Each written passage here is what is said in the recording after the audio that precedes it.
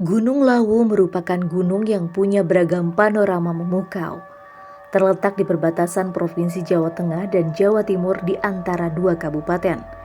Gunung Lawu juga memiliki 3 puncak, yaitu Hargodalem, Hargodumiling, dan puncak tertinggi bernama Hargodumilah. Tak cuma keindahannya, Gunung Lawu menyimpan segudang misteri, bahkan disebut sebagai sarangnya makhluk astral. Sahabat di antara kita, berikut 7 misteri yang terdapat di Gunung Lawu.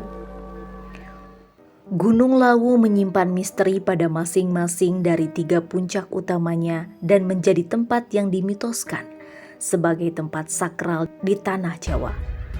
Konon, Gunung Lawu merupakan pusat kegiatan spiritual di tanah Jawa dan berhubungan erat dengan tradisi dan budaya Praja Mangkunegaran. Bagi para pendaki tentunya sudah tidak asing lagi dengan larangan atau pantangan saat mendaki Gunung Lawu.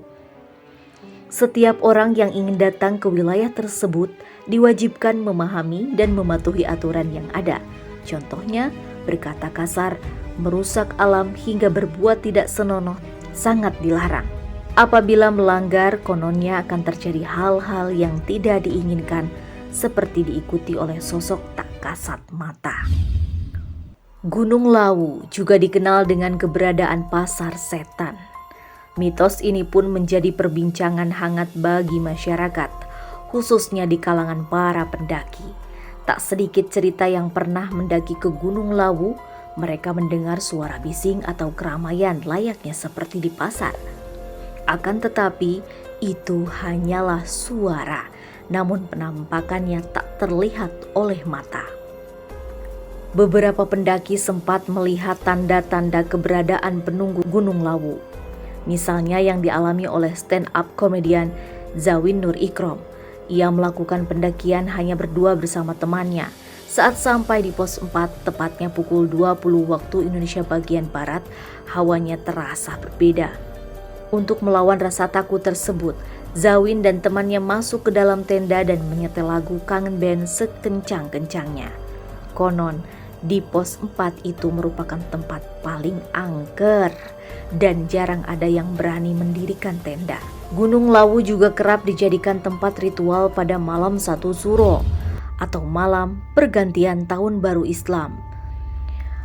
Sebagian orang biasanya akan melakukan berbagai hal.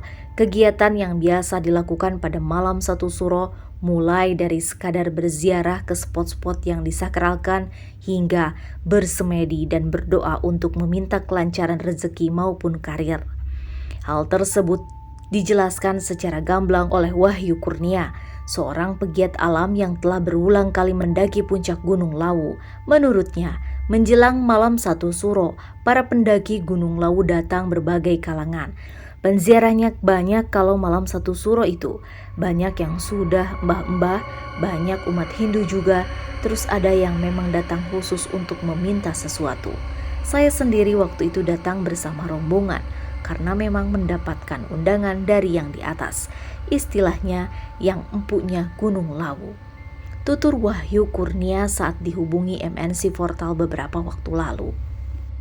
Beberapa cerita mengatakan keberadaan jalak Lawu akan datang ketika ada pendaki yang tersesat, seolah-olah burung berwarna hitam itu menuntun para pendaki agar dapat sampai di tempat tujuan.